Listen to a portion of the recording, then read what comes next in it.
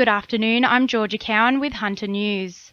The Greens are accusing the state government of rolling out the red carpet for further corruption in the Hunter, following proposed legislation which would remove key safeguards from council tendering processes. The Local Government Amendment Bill suggests changes to the Acts, eliminating council oversight of multi-million-dollar tenders and allowing decisions to be delegated to a single official or private firm. State Greens MP Michael Shoebridge says it flies in the face of ICAC's anti-corruption recommendations.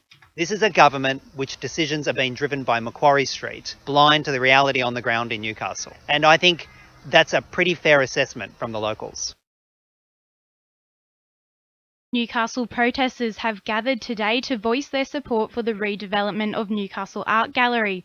Candidates have been called upon to actively support the art gallery and museum, campaign for the New South Wales government to provide funds for the extension of the building, and to publicly recognise the gallery, museum and civic theatre as all fundamentally important to the revitalisation of the region.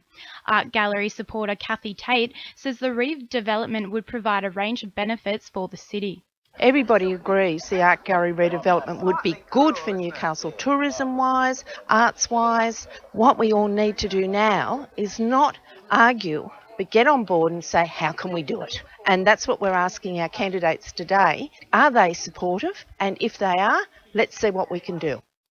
Meanwhile, independent candidate for Newcastle, Karen Howard, says she's disappointed with the gallery's funding issues. I think it's grossly disappointing that we have two Newcastle City councillors that are remunerated by the ratepayers of this city who can't get this story straight on whether there's a funding in existence or not. From my perspective, I'll work with the New South Wales Government and Newcastle Council to obtain the funding that we need, and the councillors can sort that out between themselves. Lake Macquarie residents affected by a disability can today take another step towards independence with the launch of a new outreach program at the Belmont Neighbourhood Centre. Volunteers with Sunnyfield's Hunter Client Services will mentor those in the program and help them develop living skills such as cooking, arts, sport and computer technology. Shortland MP Jill Hall says it's a win-win. People with disabilities have the same rights as other people. It's a service that will provide living skills, help them develop skills that lead to work, and it'll help them to live within the community and have a life and enjoy a life that everybody else can enjoy. Researchers from the University of Newcastle have found there's no universal consensus on what constitutes an optimal diet for women before, during and after pregnancy. The initial search found more than 5,000 relevant articles, of which more than 2,300 were exhaustively screened. However, more high-quality research is needed for preconception diets through pregnancy and lactation phases and subsequent pregnancies. Trade unionists from across the Hunter gathered yesterday at Newcastle Trades Hall seeking a signed commitment to the union's New South Wales Jobs, Rights and Services Charter from by-election candidates.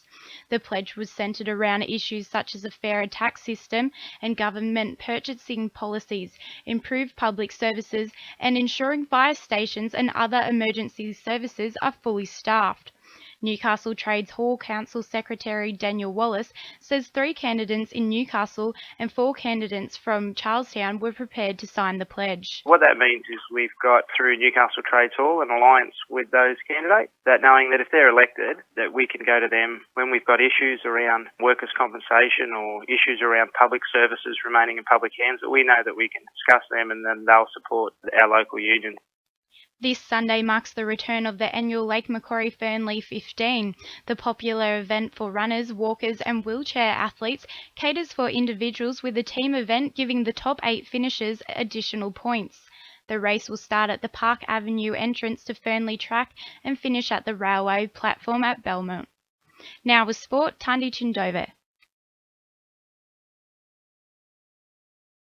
The Newcastle Knights are in hot water for breaching the National Rugby League salary cap by over $35,000 last year. It's the second year running the club has broken the pay ceiling. However, it's understood the overspend doesn't relate to any one particular player's salary. They have until the end of the month to rectify the matter. The Jets will be hoping to get a win under their belt when they take on Melbourne City this Sunday. Newcastle travel south with an extended squad, including Ben Kantarovski, who made a surprise return to full-time training this week after recovering from an ongoing knee injury. And tomorrow's World Squash Day, the event sanctioned by the International Squash Federation, will be celebrated in over 185 countries.